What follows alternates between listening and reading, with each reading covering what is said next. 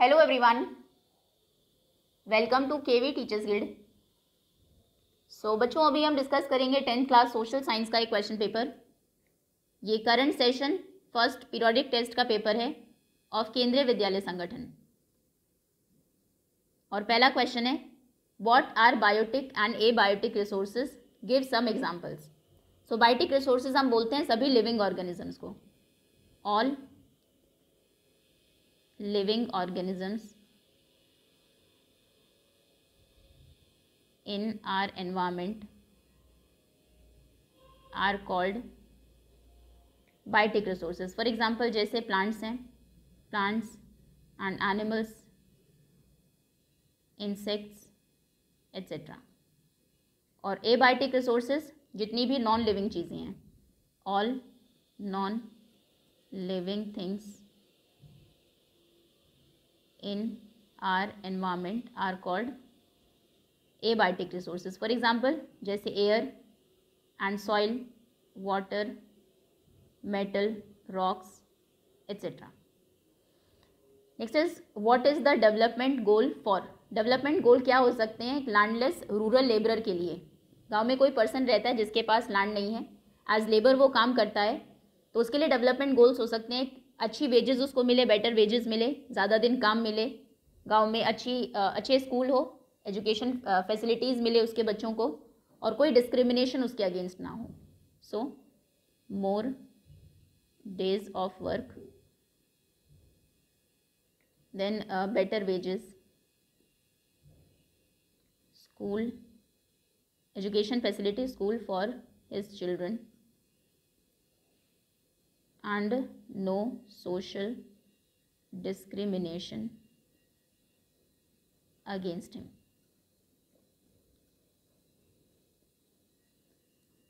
Next is, a boy from a rich urban family. Already सब कुछ है उसके पास, रिच अर्बन फैमिली का जो बॉय है उसके लिए क्या डेवलपमेंट गोल्स हो सकते हैं? और ज़्यादा अच्छी प्रॉस्पेरस लाइफ वो जिए, या फिर किसी पढ़ने अगर जाए तो कहीं बाहर की किसी टॉप यूनिवर्सिटी में जाए, to live a more prosperous life than he is currently living, and to complete his education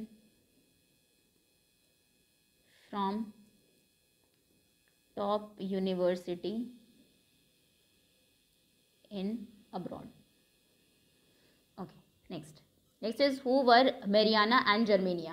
Mariana और जर्मेनिया ये फीमेल सिंबल्स थी जो स्पेसिफिक पर्पस को कन्वे करती थी। मेरियाना थी फ्रांस में, जर्मेनिया थी जर्मनी में, जैसे लिबर्टी है या फिर रिपब्लिक नेशन को ये शो करती थी। So Marianne and Germania, they were female symbols which conveyed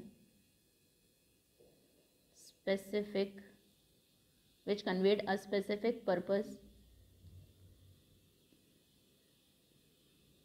for the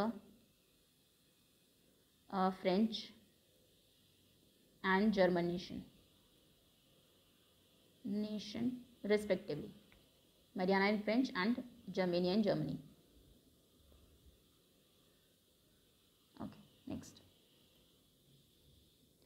next is, what are the different forms of power sharing. Different forms क्या है पावर शेयरिंग की? एक है हॉरिजॉन्टल पावर शेयरिंग और एक है vertical.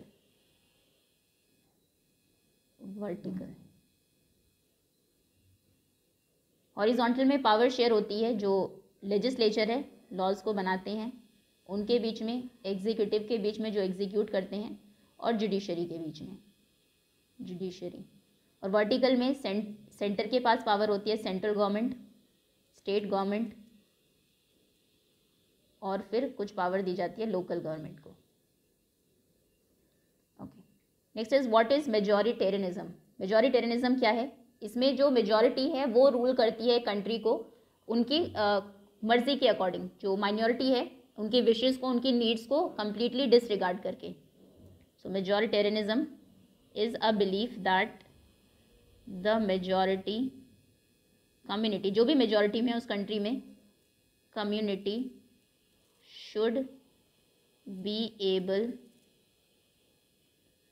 to rule a country in whichever way they wants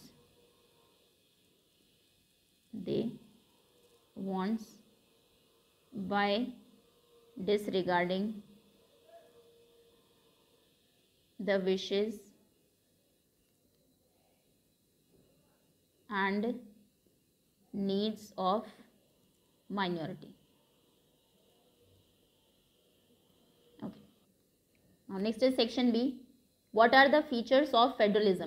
federalism के क्या फीचर्स होते हैं? फेडरलिज्म में पावर शेयरिंग होती है सबसे पहले, डिवीजन ऑफ पावर, देन एक से ज़्यादा लेवल पर गवर्नमेंट वर्क करती है, comprises of 2 or more levels of government, judiciary independent होती है, इंडिपेंडेंट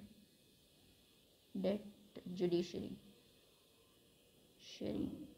एंड कॉन्स्टिट्यूशन होता है, रिजिडिटी ऑफ कॉन्स्टिट्यूशन, इजीली उसको चेंज नहीं किया जा सकता, डिटी ऑफ कॉन्स्टिट्यूशन.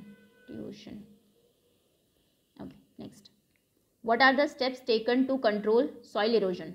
सॉइल इरोजन को कंट्रोल करने के लिए क्या स्टेप्स आप ले सकते हैं? So contour ploughing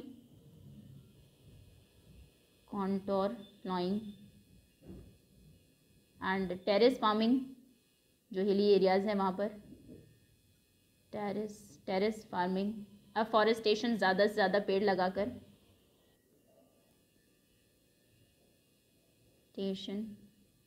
and crop rotation, multiple cropping से भी कर सकते हैं. Okay next is, why is the issue of sustainability important for development? Development के लिए सस्टेनेबिलिटी का इशू इंपॉर्टेंट क्यों है?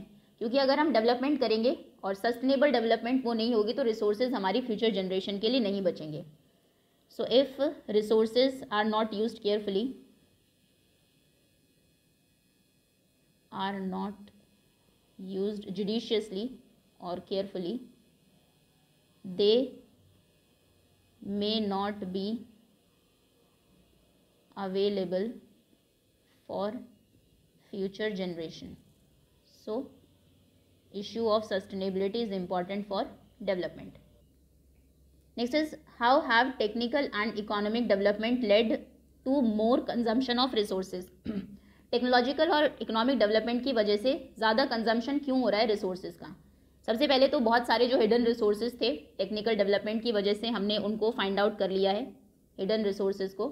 और जो रिसोर्सेज पहले अनयूज थे, क्योंकि हमारे पास टेक्नोलॉजी नहीं थी प्रॉपर उनको यूज़ करने के लिए, टेक्निकल डेवलपमेंट के बाद उनको भी हम यूज़ कर सकते हैं. इकोनॉमिक डेवलपमेंट हुई है, इंडस्ट्रीज़ आ गई है, पॉपुलेशन ग्रो हो रही है, उन लोगों कंजम्पशन ज़्यादा हुआ है, डिमांड ज़्यादा हो गई है चीज़ों की, तो इसलिए ज़्यादा लेवल पर प्रोडक्शन होता है जिसमें ऑब्वियसली ज़्यादा रिसोर्सेज की ज़रूरत होती है. So technical and economic development led to more consumption of resources due to growth of industries grow कर रही हैं जिनमें ज़्यादा रिसोर्सेज की, रॉ मटेरियल की ज़रूरत है. अर्बनाइजेशन हुआ है, स्टैंडर्ड ऑफ लिविंग लोगों की बढ़ गई है, तो ज़्यादा भी एडवांस रिसोर्सेज की उनको ज़रूरत है. Transportation, growth of industries, urbanisation, transportation and population growth, लोग क्योंकि ज़्यादा हो गए हैं, ग्रोथ, तो ज़्यादा रिसोर्सेज की ज़रूरत अभी उनको है, ज़्यादा रिसोर्सेज वो कंज्यूम कर रहे हैं. And energy production, construction etc. Okay. Next is, what changes did Napoleon introduce to make the administrative system more efficient in the territories ruled by him? Napoleon ने क्या क्या एडमिनिस्ट्रेटिव चेंजेस इंट्रोड्यूस किए उन territories में जहाँ पर वो rule कर रहा था? सबसे पहले तो वो Napoleon code, civil code of 1804 लेकर आया था, कोड ऑफ 1804, जिसमें बात की गई थी कि जितने भी प्रिविलेजेस मिलते हैं बर्थ के बेसिस पर उन सभी को रिमूव कर दिया गया था. फर्स्ट ही removed all privileges based on birth. सभी को उसने इक्वल बताया था, लॉ के सामने, स्टैब्लिश्ड इक्वालिटी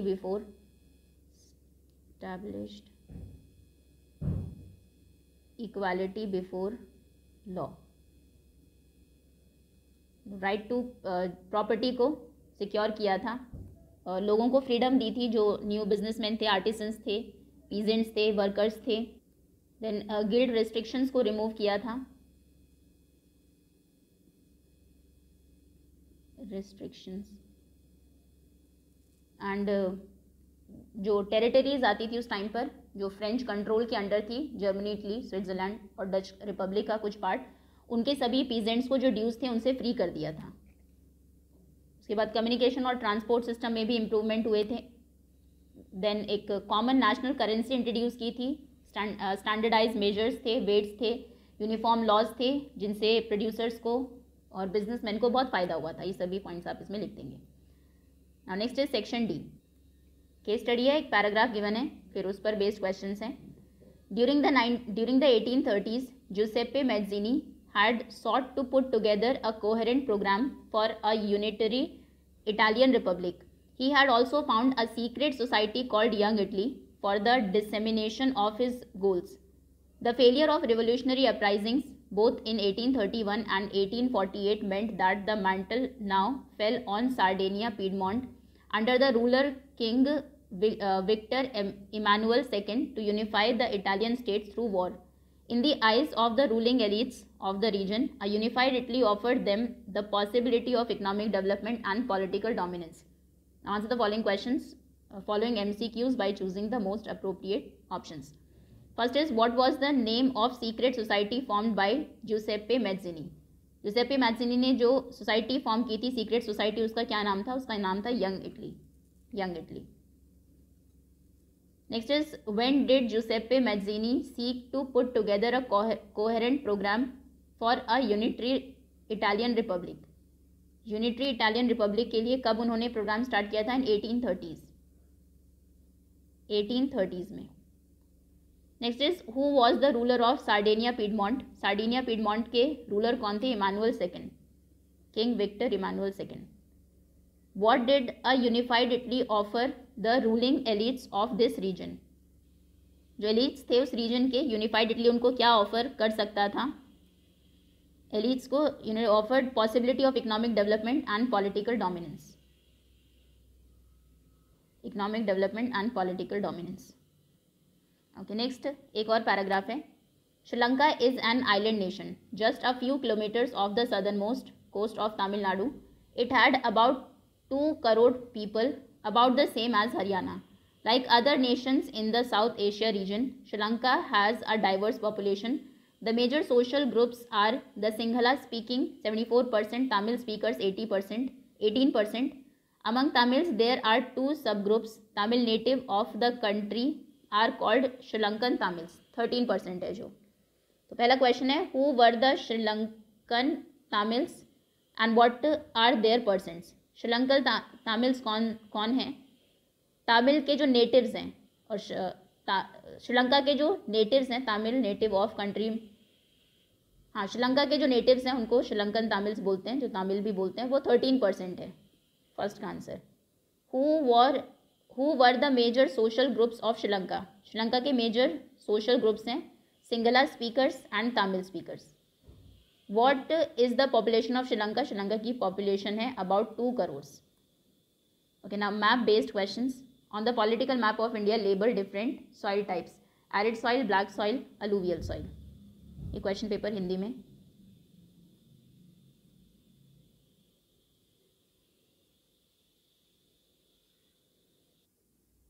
तो ये है सॉइल डिस्ट्रीब्यूशन। सबसे पहले अलूवियल सॉइल, ये नॉर्दर्न प्लेन में यहाँ पर और ईस्टर्न कोस्ट पर। नेक्स्ट था ब्लैक सॉइल। ब्लैक सॉइल यहाँ पर मध्य प्रदेश, महाराष्ट्र और ये तमिलनाडु का पार्ट। और तीसरा था arid soil, desert soil. Desert soil यहाँ पर राजस्थान में। Okay, that's all students. ये था 10th क्लास सोशल साइंस का एक question paper. Thank you so much for watching.